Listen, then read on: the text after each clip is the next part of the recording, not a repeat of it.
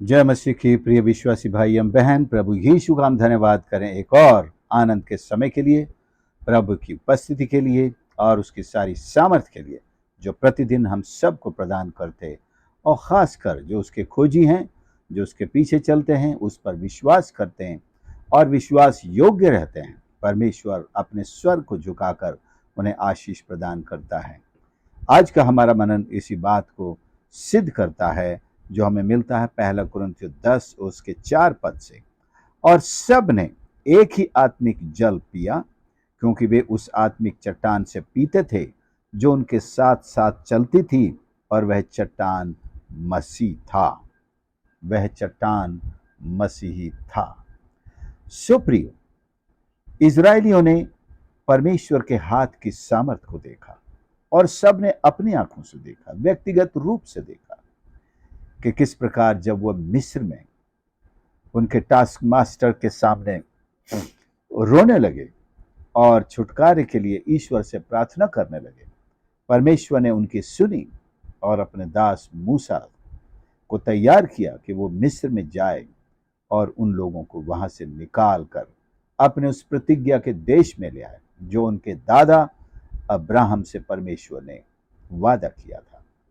ये लोग बड़ी मुश्किल से तैयार तो होते हैं, चलते हैं उसके पीछे, लेकिन इनकी एक खासियत जो परमेश्वर को बार बार दुख देती रही वही था इनका बार बार विश्वास में गिरना, मुकरना, पीछे मुड़ना और परमेश्वर के सामने कुड़कुड़ाना। फिर भी परमेश्वर उनकी सहता रहा। तो हमारे इन पदों में हमें ये पढ़ने को मिलता है कि सब ने एक ही आत्मिक भोजन किया और एक ही आत्मिक जल पिया। भौतिक रूप से उन्हें मन्ना मिलता था और चट्टान से पानी भी मिलता था, और रास्ते में और आगे भी परमेश्वर ने उनके लिए पानी का प्रबंध किया, भोजन का प्रबंध किया। लेकिन आत्मिक रूप से उनको निरंतर परमेश्वर का वचन मिलता रहा, जीवन की रोटी के रूप में और जीवन के जल के रूप में। उन सब ने पिया, और ये प्रभु यीशु का पुराने नियम में एक स्पष्ट उनके साथ व्यवहार है। केवल झलक ही नहीं, उनके साथ साथ चलता था, उनके आत्मिक भोजन के रूप में, मन्ना के रूप में, प्रकाश के रूप में, रात्रि में प्रकाश के रूप में, दिन में बादल की छाया के रूप में परमेश्वर उनके साथ साथ चलता था। उनकी एक एक जरूरत की उसने देखभाल की, किसी भी शत्रु को उन पर अंधेर करने नहीं दिया, किसी भी कमी घटी को सामना करने नहीं दिया, और परमेश्वर उनके साथ रहते हुए उनको आगे ही आगे बढ़ाता चला रहा। परंतु यहां पर एक परंतु आता है। ये परंतु जहां भी आता है जरूर उन नकारात्मक बातों की ओर इशारा करता है जो उन लोगों की दृष्टि में उनके जीवन में आ गई थी। परमेश्वर उनमें से बहुतों से प्रसन्न न हुआ, परंतु परमेश्वर उनमें से बहुतों से प्रसन्न न हुआ, क्योंकि इन्होंने परमेश्वर को प्रसन्न करना छोड़ दिया। सब कुछ तो मिल रहा है, खाने को मिल रहा है, पीने को मिल रहा है, रोटी मिल रही है, दिन में बादल की छाया है, क्या ऐशो आराम है, हम ठंडी छाया में बैठते हैं, चलते हैं। रात को एक ऐसे प्रकाश में हम रहते हैं, और इस प्रकाश की विशेषता ये भी है कि इसमें कोई संकट, कोई बीमारियां, कोई दुख, यहां तक कि मच्छर भी नहीं आते। ये प्रकाश ऐसी खासियत रखता है। परमेश्वर ने सब कुछ इतना व्यक्तिगत रूप से उनके लिए करने के बावजूद भी इन्होंने परमेश्वर को बहुत सामान्य तौर पर लिया, एक साधारण इंसान के रूप में लिया। शायद मूसा से भी कम उसको इज्जत दी, उसका भय माना, उसकी बातों पर गौर किया, और मतलब बहुत हल्के से लिया। लिखा वे सब जंगल में ढेर हो गए। जंगल में ईश्वर ने उनको मतलब उस प्रतिज्ञा के देश में पहुंचने से वंचित हो गए। उन्होंने खुद अपने आप को वंचित किया, क्योंकि परमेश्वर की उस शिक्षा पर नहीं चले, परमेश्वर को इन्होंने सम्मान नहीं दिया, परमेश्वर के वचन को अपने हृदय में नहीं रखा, और उसके शिक्षा में नहीं चले, कुड़कुराना, पीछे मुड़ मुड़ करके देखना, मिस्र के यहाँ तक कि इनको लहसुन प्याज ये सब याद आते रहे, हंडियों, मांस की हंडियों के पास बैठकर कैसे बड़े खुश हुआ करते थे। ये नाफरमानी है, ये परमेश्वर को आभार देने का तरीका नहीं था, धन्यवाद देने का ढंग नहीं था, बल्कि अपने गुलामी के दिनों को याद करके परमेश्वर को शर्मिंदा करना था। हाँ, ये कह सकते हैं कि परमेश्वर हमें कैसी गुलामी से निकाल लाया, लेकिन ये तो गुलामी की ही महिमा करने लगे। इससे तो अच्छा था हम गुलामी में हमें खाने को ये तो मिलता था, हमें ये तो मिलता था, हैं? ऐसे बुरे दिनों में भी हम कितने अच्छे रहते थे। तो ये परमेश्वर के लिए एक निंदा की बात बन जाती है। पुराने दिनों को ईश्वर को धन्यवाद देने, गवाही के रूप में याद कर सकते हैं, करना चाहिए कि प्रभु ने मुझे कैसे घूरे पर से उठाया। लेकिन घूरे को महिमा देना, वो भी क्या दिन थे, हम घूरे पर दिन भर खेला करते थे, मजा करते थे। अब इन दिनों में हमें कुछ, ईश्वर ने दिया इतना अच्छा महल है, इतना अच्छा घर है, ये सोफा सेट है, ये गद्दे हैं, ये एसी लगा है, ये वो, खाने को सब भरा पड़ा, मजा नहीं आता, आनंद नहीं आता। ऐसा इंसान ईश्वर तो शायद बाद में दंड देगा उसको, मेरा गुस्सा पहले उसको झेलना पड़ेगा। हम उन श्राप के दिनों को सर पे बैठाएं, ईश्वर का धन्यवाद करें कि उसने हमें श्राप के दिनों से, श्राप की हालत से निकाल लिया। परमेश्वर का धन्यवाद हो। ये ही पाप इन लोगों ने किया, इसलिए वो जंगल में ढेर हो गए, जंगल में कब्रों में समा गए, परमेश्वर के प्रतिज्ञा के देश में ना पहुंच सके। आत्मिक रूप से भी यही बात है। आज बहुत से लोग आपके और मेरे साथ चल रहे हैं, भले वो श्राप में जी रहे हों, लेकिन उसको बड़ी महिमा दे रहे हैं। हमारे पास ये है, हमारे पास वो है, लेकिन ईश्वर है क्या उनके हृदयों में? क्या उनके पाप क्षमा हुए? क्या वे प्रभु के साथ चल रहे हैं? क्या वो आत्मिक चट्टान से खा रहे हैं, पी रहे हैं? नहीं, वो श्राप के उस घूरे पर बैठे हुए हैं। कितने भी अच्छे दिन देख रहे हों, लेकिन वे ढेर हो जाएंगे। हमें अपनी आंखें खोलनी चाहिए, परमेश्वर के वचन को समझना चाहिए, परमेश्वर के उपकारों को समझना चाहिए और अपना जीवन उसको सौंपना है। प्रभु हमें बचाए, हमारी रक्षा करे और हम प्रतिदिन उस आत्मिक चट्टान से पिए जो स्वयं प्रभु यीशु है। चट्टान का टाइटल इसीलिए दिया जाता है जो टल नहीं सकती, जो सब पत्थरों में मजबूत होता है। नींव में भी चट्टान इसीलिए डाली जाती है। ऐसा नहीं कि कोई भी पत्थर उठाकर नींव में डाल दे और उसके ऊपर नींव खड़ी कर दें। हर पत्थर उसके योग्य नहीं है, केवल चट्टान का पत्थर नींव के योग्य होता है। चट्टान जो है अंडरग्राउंड से ही निकलती है, ज्यादातर दिखाई नहीं देती हैं, लेकिन उनकी मजबूती वहां अंधेरे में जानी जाती है। हमारी नींव प्रभु यीशु पर है, उसकी शिक्षा पर है, हमारे अंगीकार के साथ शुरुआत होती है। सो प्रियो, वही आत्मिक चट्टान आज भी हमारे साथ है, हमारे जीवन में है। हम उसके वचन को लें, उसे पढ़ें, उसमें से पिएं, इसी वचन से अपने आत्मा को भोजन खिलाएं। इसी पर हम अपना डिसिप्लिन बनाकर इसी पर चलें, हमारा जीवन तभी सुरक्षित होगा। हम न केवल इस दुनिया की आत्मिक यात्रा को सफलता के साथ पूरा कर सकेंगे, परमेश्वर के साथ पूरा कर सकेंगे, लेकिन हम परमेश्वर के उस प्रतिज्ञा किए हुए देश में भी पहुंच सकेंगे, परमेश्वर का मुख देख सकेंगे, अपना मुख उसको दिखा सकेंगे, उसके साथ युगान युग रहेंगे। अन्यथा केवल मिट्टी की इन कब्रों में ढेर हो जाएंगे, और जब हमको जिंदा किया जाएगा, क्या हमें दूसरे उस न्याय के लिए, न्याय के साथ अनंत काल के लिए आग की झील में डालने के लिए? नहीं, हम यीशु के पहले पुनरुत्थान के साथ उठाए जाएं क्योंकि हमने उस पर विश्वास किया है।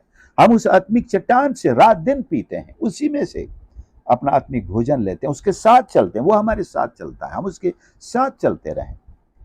जब वो हमें दूसरे आगमन पर बादलों पर उठा लेगा, हम उसके साथ युगान युग फिर उसके साथ आगे की सारी योजनाओं में भी उसके साथ होंगे।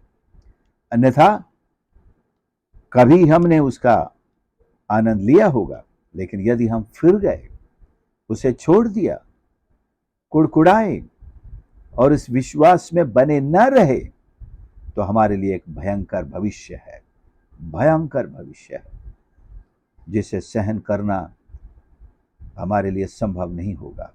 इसलिए हम आज ही अपने प्रभु के पास लौट आएं, इससे पहले कि संसार से हम चलें, मजबूती के साथ अपने जीवन की आखिरी सांस तक एक सरगर्म प्रेम और सरगर्म विश्वास में मजबूती के साथ उसके साथ साथ चलते रहें। हमारा प्रभु हमसे यही चाहता है कि हम उसके साथ साथ चलते रहें। यहां पर पौलुस कुरिन्थ के विश्वासियों से यही कहता, मैं नहीं चाहता कि तुम इस बात से अनजान रहो। कौन सी बात? कि हमारे सब बाप दादे बादल के नीचे थे, सब के सब समुद्र के बीच से पार हो गए और सब ने बादल में और समुद्र में मूसा का बपतिस्मा लिया। सब ने एक ही आत्मिक भोजन किया, एक ही आत्मा से जल पिया, क्योंकि वो आत्मिक चट्टान से पीते थे जो उसके साथ साथ चलती थी, वह था मसीह। परंतु इतनी सारी आशीषों के बाद ये परंतु आया है, बहुत बड़ी चेतावनी लेकर आता है। उनमें से बहुतों से ईश्वर प्रसन्न नहीं हुआ है और वे जंगल में ढेर हो गए। यह है परंतु का ब्रैकेट। लेकिन हम परंतु को हटाएंगे और हम अपने परमेश्वर को प्रसन्न करना शुरू करेंगे। परमेश्वर मुझसे प्रसन्न हो, मेरी भक्ति से प्रसन्न हो, मेरे विश्वास करने से प्रसन्न हो, मैं प्रतिदिन उसके साथ चलूं, वो मुझसे प्रसन्न हो। विश्वास बिना उसे प्रसन्न करना अनहोना है। Yes, my Lord, I believe in you and I will continue to believe in you. No matter what comes in my life on my way, I will continue to believe Christ. I will continue to feed on the Word of God. I will continue to drink from this rock, which is my Lord Christ Himself. उसी चट्टान से मैं पीता रहूंगा। And I will see that I please my Lord. मैं अपने प्रभु को प्रसन्न करूं। मेरी रात दिन यही कोशिश रहे, हम सब की ये कोशिश रहे, Lord be pleased with me. चाहे किसने भी छोटे रूप में सही, लेकिन हम उसे प्रसन्न करने की अपनी भरसक कोशिश करें, पूरी चेष्टा करें। Let us be pleasing to God. Let our faith and our life for God be pleasing to Him. Our speech be pleasing to Him. Our works be pleasing to Him. Our testimony be pleasing to Him. All that we do and say and live, how we behave, be pleasing to our God, our Lord. हमारे प्रभु को प्रसन्न हो, उसको भाने वाला हो सके। आज से हम यही प्रयास करेंगे। जो भी काम मैं करूं, उस पर मैं ये टैग लगा दूं, मेरे प्रभु को प्रसन्न हो। अगर कोई बुरा काम करने के लिए हम आगे बढ़ें, तो याद रखें, ये सवाल जरूर पूछें, क्या इससे मेरा प्रभु प्रसन्न होगा? यूसुफ को जब पोतीफर की पत्नी ने ऑफर दिया कि उसके साथ बिस्तर पर सोए, यूसुफ ने यही चीज अपने सामने रखी, क्या मेरा प्रभु इस काम से प्रसन्न होगा? नहीं। उसको जवाब उसके दिल में मिला, प्रभु से, नहीं होगा। उसने उस स्त्री से कहा, ये पाप मैं अपने परमेश्वर के खिलाफ कैसे कर सकता हूं? हनन्याह और सफीरा ने नहीं पूछा कि हम झूठ बोलने जा रहे हैं, पतरस से सही तो बोल रहे हैं, कोई प्रभु यीशु से थोड़ी बोलेंगे। पतरस वो तो सेवक है प्रभु, वो तो आदमी है हमारे जैसा। ये गलत फहमी थी उनकी। उन्होंने पतरस से नहीं, पवित्र आत्मा से, परमेश्वर से झूठ बोल दिया। हम पूछें, कोई भी गलत काम करने से पहले पूछें। अगर हम आमादा ही हैं करने पर, अगर मजबूर किया जा रहा है करने पर, तो ये सवाल जरूर पूछना और अपने आप से पूछना, ऐसा करने से क्या मेरा प्रभु मुझसे प्रसन्न होगा? क्या इस काम से प्रभु प्रसन्न होगा? आपको स्वयं ही उत्तर मिलेगा। अगर प्रभु प्रसन्न होगा तो आगे बढ़िए, उस काम को कीजिए, प्रभु की महिमा होने पाए। अगर आपको भी लगे कि प्रभु इससे खुश नहीं होगा, हमारे माता पिता ही हम जानते हैं, अगर हम कोई गलत काम कर रहे हैं तो हमको पता है वो खुश नहीं होंगे, मना करेंगे। अगर मैं पूछने भी जाऊंगा तो मना करेंगे। जब हमारे दिल में हमारे माता पिता के रिस्पॉन्स हमको पता चल जाते हैं, हमारे स्वर्गीय पिता का रिस्पॉन्स पता कैसे नहीं चलता, और हम कैसे हिम्मत कर लेते हैं उन गलत कार्यों को करने की। How dare we do all those nonsense, rubbish and evil deeds that we do without thinking for a moment whether our Lord, our Savior would be pleased with this or not, कि हमारा प्रभु इससे प्रसन्न होगा कि नहीं होगा, सोचते भी नहीं। सो प्रियो, जंगल में हम ढेर होने वाले नहीं, न हमारे पीढ़ी ढेर होने वाली। हम अपनी पूरी पीढ़ी के साथ मिलकर परमेश्वर को प्रतिदिन प्रसन्न करने का प्रयास करेंगे। सुबह की पहली किरण से लेकर रात सोने के आखिरी उस मोमेंट तक, जब तक हम जागते हैं, और सपनों में भी हम ये दुआ करके सोएंगे, सपनों में भी आपकी महिमा कर सके हम। अगर मुझे सपना भी आए तो ऐसा आए, मैं प्रभु की सेवा कर रहा हूँ, उसकी स्तुति कर रहा हूँ, मैं उसकी गवाही दे रहा हूँ, उसके साथ संगति कर रहा हूँ, मैं उसके भजन गा रहा हूं या उसके वचन का प्रचार कर रहा हूं, ऐसा सपना आए मुझे। मैंने कई बार ऐसे सपने देखे, मैं प्रचार कर रहा हूं, बड़ी भीड़ में प्रचार कर रहा हूं। कई बार ऐसे देख, लोग दुआ करने के लिए, करवाने के लिए आ रहे हैं, मैं दुआ कर रहा हूं।